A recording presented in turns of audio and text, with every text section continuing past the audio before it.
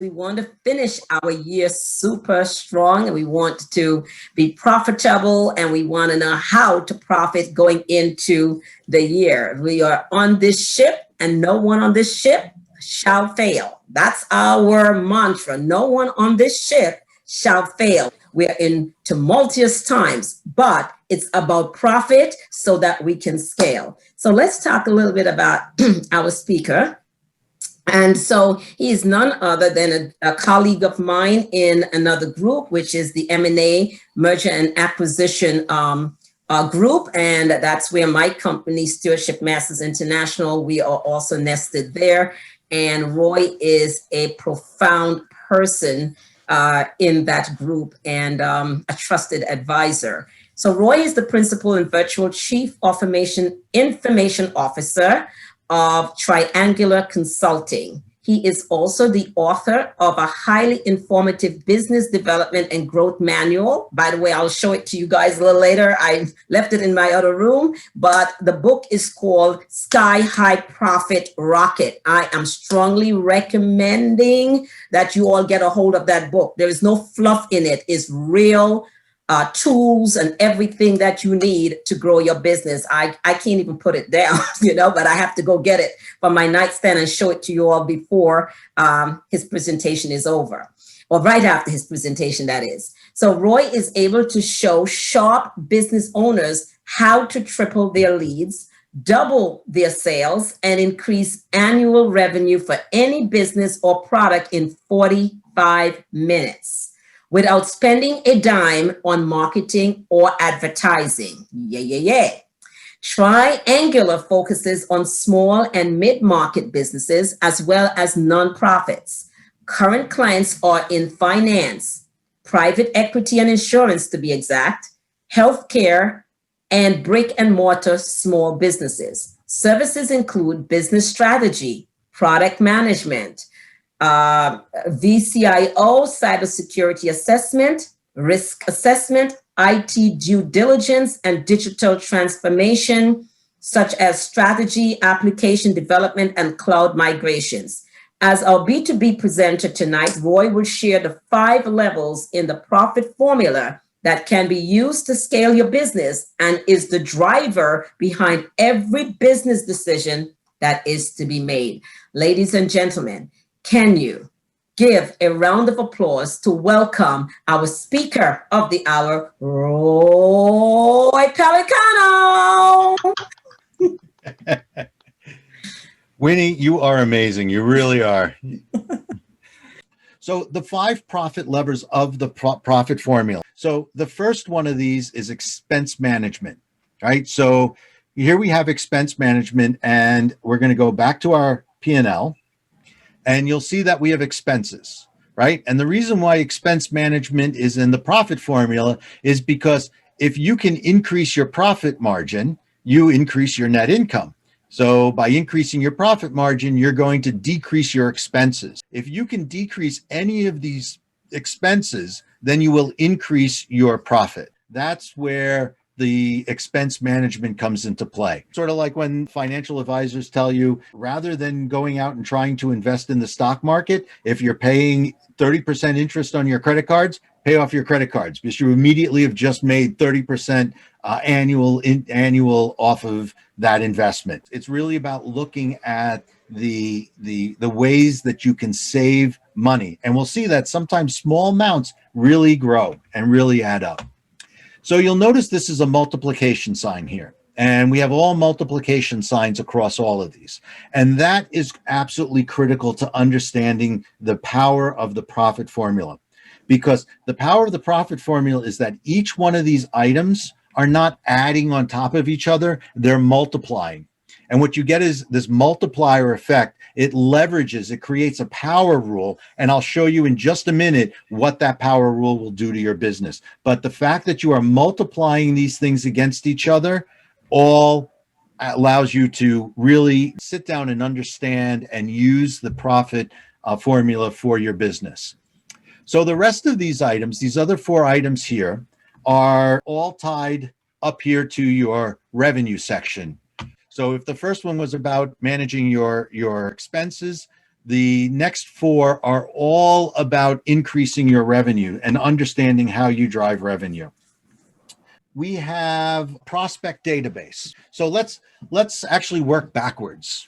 Right? I always like working backwards, right? That's why your exit plan is so powerful. Your exit plan is so powerful because that's where you want to end up. I don't know if you saw on the first slide Yogi Berra's quote, if you don't know where you're going, you may never end up there. Where we want to look at is where we want to end up, and that is at our sales transaction. In order to get sales, we have to have a customer, because a customer is who buys our product.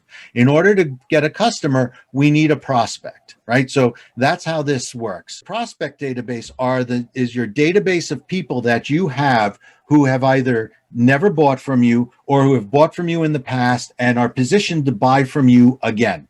Every customer is a future prospect. Even if they've already bought from you, they go, the moment that sale is done, they go back into the prospect list, right?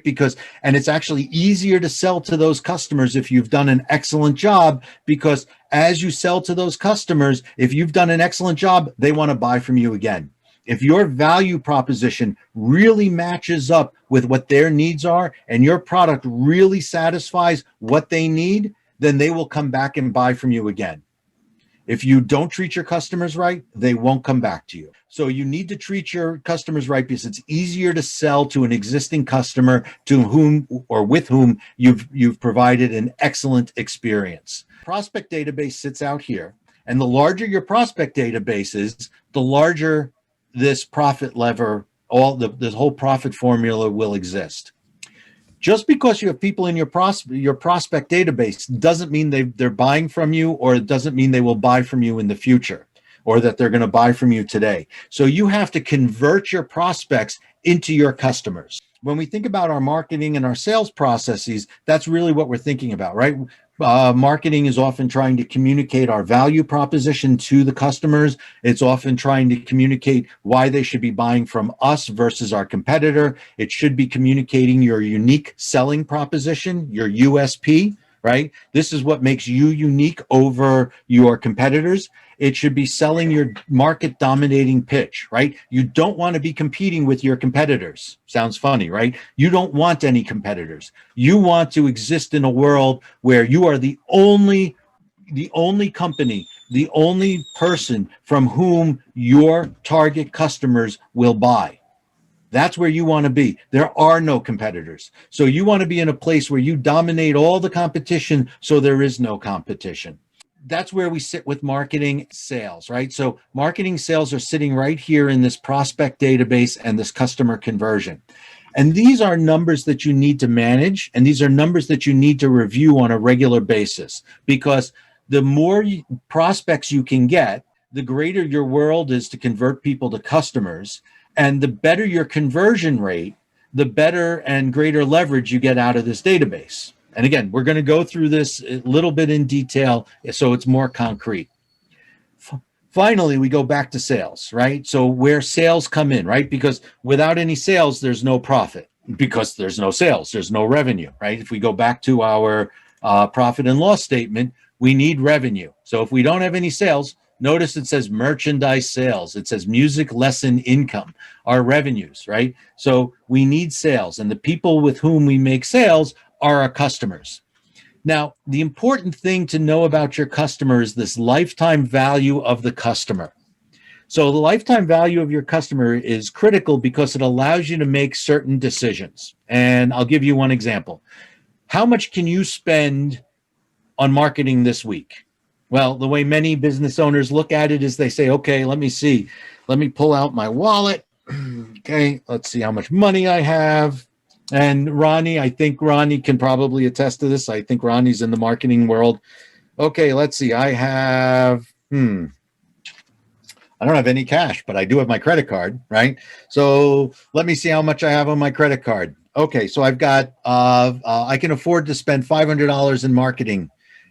But what am I going to get out of that $500? And how is that $500 going to be worth it to me? And how am I going to measure that it's worth it? Well, that's really done and understood through the lifetime value of your customer. And the reason why is because if you have a business where one customer will generate $10,000 then you can spend $1,000 to get that one customer, right? Because if you're going to make 10 grand, $1,000, it might not be the right number. We might want a smaller ratio. $100 would be better for 10,000, but it's better than if you have a $10 product and it took you $1,000 to get that one customer, right? That you're definitely underwater. You're definitely at a loss. So when you're thinking about your marketing and when you're thinking about how you're going to drive your business forward, lifetime value of your customer is correct. So one of the things that you want to look at for lifetime value is how many transactions each customer brings to you. So if you have a customer who buys from you only once and you spent $500 to get that customer, you better make $5,000 off that customer on that one sale, right? If that customer over the lifetime of the customer will have 50 transactions, each transaction of $500, right? We're now at, what is that? 25,000, 250? I don't know. Anyone want to give me a number on that one? Whatever it is, right? That say it's $25,000. You now know that you could spend that $500 on that $25,000 because you know how many transactions there are and what all those transactions will support you. So the way that you determine lifetime value of the customer is by the number of transactions and the value of each transaction. So by taking each of these individual profit levers, you're able to grow the business in such a way and understand how to position the business so that you can grow it, right? Because it goes right back to this concept of your income statement, how you actively drive income. How do you make money? How do you get these sales in? How much money are you going to spend to get those sales in? How much money can you spend in order to support those sales and put that profit in your pocket, right? Profits in your pockets, right? So these are the 5 levers. So I just want to show you what the power of these 5 levers are, right? And what we're going to look at here is really this multiplication symbol and why this multiplication symbol is so important, okay? So here goes a chart that I put together.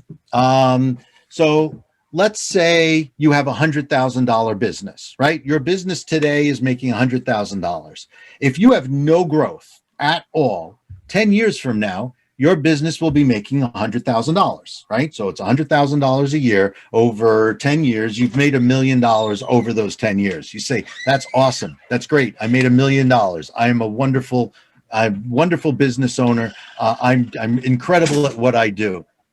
But what you don't realize is that if you had been growing your business at 10% year over year, you could have been making a lot more money. And I see that my number here is off, and I'm sure I know why, but this number really should be up here, that you're making $700,000, right? And it's just because it's linked back to my Excel.